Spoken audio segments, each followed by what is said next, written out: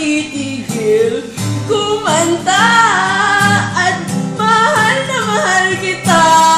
Di mo lang alam, yun nga pala, bingi ka pala, di mo marinig ang sinasabi ko. McDo na lang, french fries ang gamit ko. Hindi ko talaga ginawa na yung kutang yan. Ha? May bagay sa akin. Si Ate Frances ay lakal Jejemon Glase. Joke lang, Ate Rica.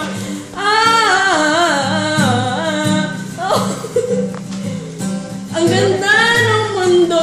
Sana ako na lang gumawa ng mundo at ako pa'y sisikat sa mundo. At di ko na alam kung bakit ako kumakanta. At sana'y sumikat tayo, sisikat tayo para ng araw.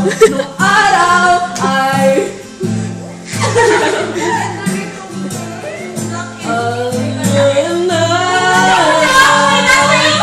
nung araw ay patintero lamang. Mas malaki pa ang base kesa kaya Ate Rica. Oh my God.